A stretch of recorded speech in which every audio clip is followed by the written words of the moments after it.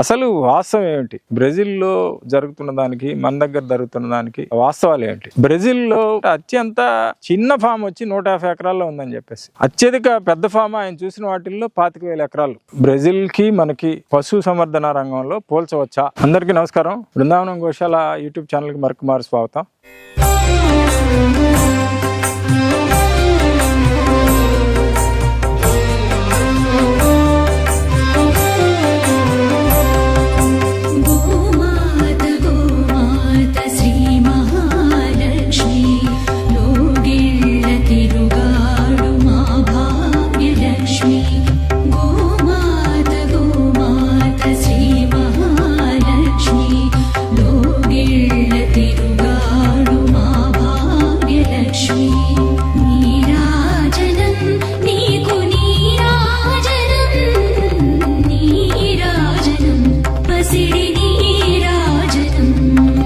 ఈరోజు మనము చర్చించబోయే అంశం బ్రెజిల్లో మిల్క్ ఈల్డ్స్.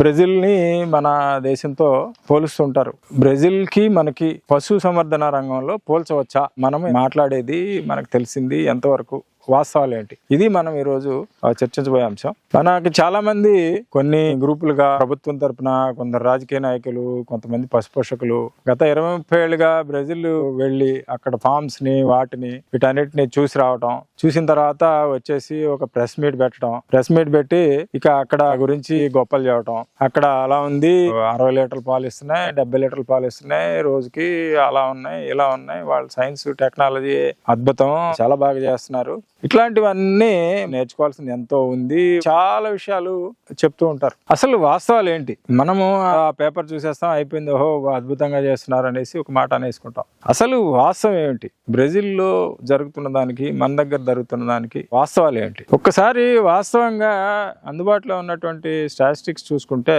బ్రెజిల్ భూభాగం ఇండియా కంటే 3 రెట్లు పెద్దది. మనకి దగ్గరగా 33 లక్షల చదరపు కిలోమీటర్లు భారతదేశం యొక్క వైశాల్యం ఉంటే వాళ్ళది 85 లక్షల చదరపు కిలోమీటర్లు ఉంది. అలాగే జనాభా కూడా వాళ్ళకి 21 కోట్లు అయితే మనది ఇంచుమించు 140 కోట్ల పైన ఉంది. అంటే 7 రెట్లు జనాభా తక్కువ, అలాగే భూ విస్తీర్ణం 3 రెట్లు ఎక్కువ. అలాగే వాళ్ళకి సైంటిఫిక్ అడ్వాన్స్మెంట్ మనకంటే చాలా ఎక్కువ. అలాగే ఫామ్లు ఒక కార్పొరేట్ స్థాయిలో చేస్తారు వాళ్ళు. అంటే మీకు సూక్ష్మంగా చెప్పాలంటే, ఒకసారి అక్కడ సందర్శనకు వెళ్ళిన ఒక మిత్రులు వారు చెప్పింది ఏంటంటే, అత్యంత చిన్న ఫామ్ వచ్చి 150 ఎకరాల్లో ఉందని చెప్పేసి, అత్యధిక పెద్ద ఫామ్ ఆయన చూసిన వాటిల్లో 25,000 ఎకరాలు. 25,000 ఎకరాలు అంటే అందులోనే నదులు ఉన్నాయి, కొండలు ఉన్నాయి, గుట్టలు ఉన్నాయి, రహదారులు ఉన్నాయి, అన్నీ ఉన్నాయి. అంత పెద్ద స్థాయిలో ఫామ్ ఓనరు హెలికాప్టర్లో తిరుగుతుంటాడు. అంటే అన్ని వేల పశు సంపద ఆయన దగ్గర ఉన్నది. కాబట్టి మెషినరీ యూసేజ్, మనుషులతో ఈ గడ్డి కోయటాలు, ఏయటాలు ఇవన్నీ అవి జరిగే కాదు. మెషినరీ యూసేజ్ చాలా ఎక్కువ. అలాగే ప్రతిదీ కూడా ఒక కంపెనీకి ఎలా నడుపుతున్నారో అదే పద్ధతిలో మ్యాన్ పవర్ తగ్గించుకుని, టెక్నాలజీని ఉపయోగించుకుని, ఈవెన్ ఏఐ దగ్గర నుంచి ఎంబ్రియో తయారు చేయడం దగ్గర నుంచి ప్రతి దాంట్లోనూ ఎంతో అడ్వాన్స్డ్ స్టేజ్ లో ఉన్నారు వాళ్ళు. అలాగే కంఫర్ట్స్ అన్నిటికీ, పశువులన్నిటికీ కూడా చక్కటి కంఫర్ట్ ఇస్తారు వాళ్ళు. ఎలా అంటే మీకు పడుకోవడానికి ఇసుక బెడ్స్, అలాగే ఊక, మన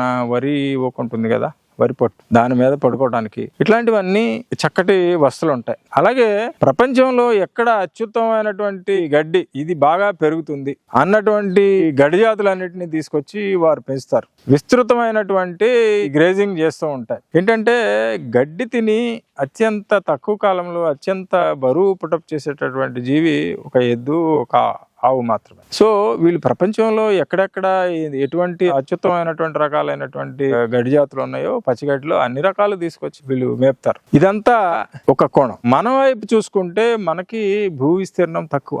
అలాగే పర్ హెడ్ ఆవుల్ని పెంచడానికి వచ్చేసి మనకి వాళ్ళ కనీసం అవి స్వేచ్ఛగా తిరగడానికి పట్టణాలు ఎలాగో వదిలేసేయండి. పల్లెటూళ్ళలో చూసుకుంటే కూడా ఒక 10 సెంట్లు స్థలము అవి స్వేచ్ఛగా తిరగడానికి లేనటువంటి పరిస్థితి. మన మాగాణ్లో ఉన్నటువంటి వరి విస్తీర్ణం ఉన్న జిల్లాల్లో అయితే అసలు అవి వరి పండే కాలంలో అసలు బయటకు వెళ్ళడానికి అవకాశం లేనటువంటి పరిస్థితి. అవి మెడ కదపడానికి కూడా లేదు. 10 సెంట్లు లేవు, చావిట్లో కట్టేసిన దగ్గర మరలా వాటికి నీళ్లు పెట్టడం, దాణా పెట్టడం, మరలా బయటికి లోపలికి, ఇదే పరిస్థితి. కానీ ఇవన్నీ ఎవరు కూడా, ఒక రైతు ఒక ఆవుని తన కుటుంబంలో అంతర్భాగంగానే భావిస్తారు ఇండియాలో చాలా ప్రదేశాల్లో.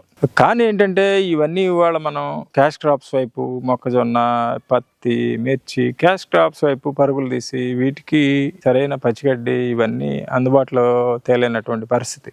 సో బ్రెజిల్లో ఇవన్నీ ఇన్ని కంఫర్ట్స్ ఇచ్చి ఏం చేస్తారు చివరికి? ఒక 3-4 ఈతల తర్వాత దాన్ని కషాయవాడికి స్లాటరింగ్ చేసేసి మాంసాన్ని విక్రయిస్తారు. మీరు ఆ దేశం యొక్క మాంసం సేల్ ఎంత ఉందనేది గమనిస్తే స్టాటిస్టిక్స్ ప్రత్యక్షంగా మీరు దాన్ని గమనించవచ్చు.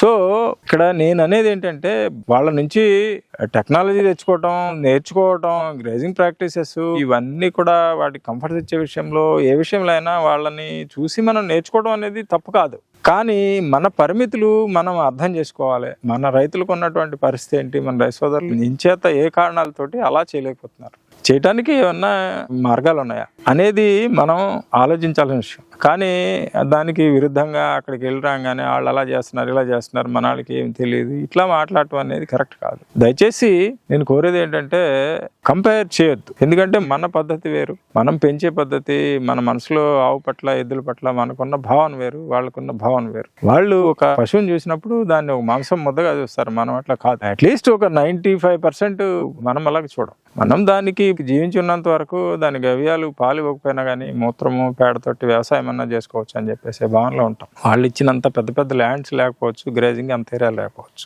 కాబట్టి ఇలాంటి పోలికలు ఎప్పుడు తేవద్దనేసి మనవి. మరొక విషయం ఏంటంటే మీకు ఏమైనా దీనికంటే గ్రేజింగ్ విషయంలో కానీ ఏ విషయంలో అయినా సరే ఇంతకన్నా బెటర్గా చేయగలము అనేసి ఎవరైనా అనుకుంటే తప్పకుండా కామెంట్స్ రూపంలో తెలియజేయండి. అందరికీ నమస్కారం.